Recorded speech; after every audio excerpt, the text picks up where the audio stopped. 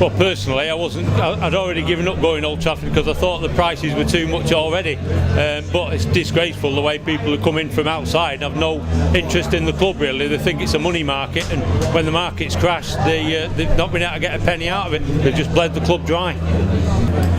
Oh, there were lots of different things, but I think the most important things that we thought about in terms of the Glazers taking over Old Trafford were what it said about the amount of money that was going into the game, the removal of the game from the fans, and so FC was really set up to bring back affordable football that fans could be involved in. The club got to where it is right now through lots of hard work, through an awful lot of effort from a lot of people. We've got volunteers who run the club, we've got people who have paid membership, so they support the club financially, and it's an amazing achievement that after only 10 years we're here in Broadhurst Park in a facility that's been built by the fans, for the fans. I think we've got several aims, and yes, there's lots to look forward to in the future. It's a really exciting time for us. I think the big aims for us at the moment are football priority, so we need to stay in this league, for example, this season and push on the field. We need to build ties with our new community in North Manchester and become a real part of this community and play our parts in helping improve this area, and we also have some real objectives around football governance and making sure that as a member-owned club we are able to actually influence how the game is run elsewhere. So we work with other clubs and with other trusts to help them spread the message of what we're doing, which is actually affordable football for the fans, and that's how we can best influence the game. I think the special thing for me was on my first game that I went to see FC United. I didn't know who they were, what they were about, why they were I hadn't heard anything about them at all. But it was a friend, another match-going United fan, who said, "Oh, there's this new club that's set up. Shall we go and watch them?" And it was during the summer, so there was no other football on. And so we went down, and the first special thing for me, and the thing that remains special to this day, is the noise that the fans make, the passion, the 0 to 90 singing culture. Having been at Old Trafford for a number of years previous to that, and recognising the stale atmosphere in the crowd, everybody sitting down, people being more preoccupied with going to the stadium store than encouraging the team, supporting the team. That was what was special for me. Having experienced and found out what FC United was formed for, what FC United stands for, the pain and the heartache that many United fans went through to get it started, and why they did it, I can never ever go back to Old Trafford ever again. I would even struggle if this mythical match between FC United and Manchester United ever materialised for any reason in a cup or charity event or whatever. I would still struggle to go back, because it would mean me paying money, and it would mean me paying money to Glazer's family, and giving money and encouraging people who for me have ruined football and are the scourge of modern football, and for that reason I can never ever go back. Okay, so although I wasn't involved in them initially, there were protests and actions and meetings by fans that were opposed initially to Murdoch trying to take over the club, but then the Glazer family, demonstrations on Warwick Road,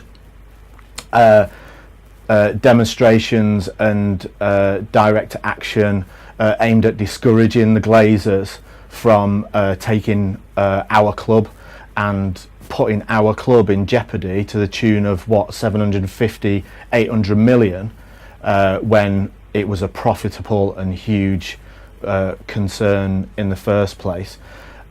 Those were the decisions taken by a small group of hardcore militant fans who were not prepared to let this thing happen.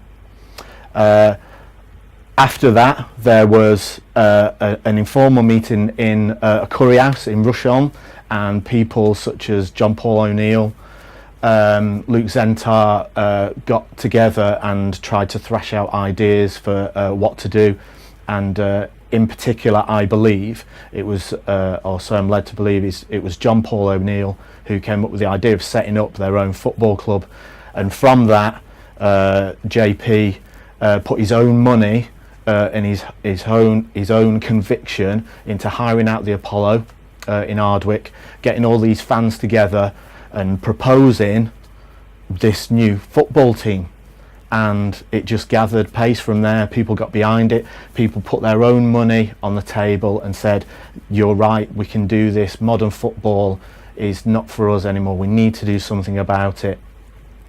So they got together, and within months, maybe even weeks, a football team was set up, formed, registered, manager put in place, trials had, ground sharing at Bury sorted, and it was all through this hardcore group of people who got it to happen.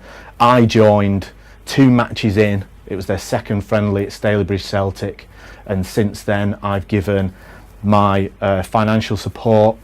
I've volunteered on occasions on different projects, and even washing pots in the kitchen, to going to the matches, giving my vocal support, going to the meetings, the general meetings, the annual general meetings, voting, using my vote as a member to make things happen, from insignificant things like the colour of the next strip or the style of the next football kit, to really, really important decisions about the ground, Broadhurst Park, and what it should be and what it should have in it, and how our democratic processes should work and who's on the board, etc. And that's the extent of my involvement. Yes, there are things to look forward to. Getting our ground finished at the moment, it's still not finished. There are still quadrants on either end of the main stand that are incomplete. The away terracing and I think it's the north stand, the bus stop side, that's still, it's flat and it needs terracing in it. So one big thing for me is for us all to get together again, because to get that ground built, fans had to give their money. They had to raise money, they had to find sponsors, they had to find people to enter into the community shares scheme. They had to get the money themselves, and they raised upwards of 3.5 million, maybe even getting onto 4 million. I'm not sure of the exact figure, but it's a huge amount of money and a huge amount of conviction, and we need to go again. We have to do the same thing again to get the thing finished. So that's a big thing for me, getting a really good ground. It's great at the moment. It's great at the moment. To have our own ground that we built is fantastic, but I want to get it finished so that away fans have a really good experience there. Promotion. We were promoted last year, found it really difficult this year in the 15-16 season, but I think we can go one more, and we want a good couple of 3 years in this league to consolidate and get a good strong team, and there's no harm in progressing up through the leagues. So I'd like to see another promotion in the next 5 years or so. In terms of looking forward, at the moment the club is in a huge amount of turmoil. The general manager has conceded his post. Nearly all the existing board have stepped down under clouds of suspicion, of mismanagement, and not adhering to the democratic principles of the club, to not communicating with the member owners efficiently. And I'm looking forward to FC getting back to where it was 10 years ago, where everybody was together, everybody had a common purpose, everybody knew what FC was and what it stood for, and I would like that back. Now there we have it, the real Manchester United, who are known as the FC United of Manchester, who have chosen their own path and are the ones to look forward to in the upcoming future.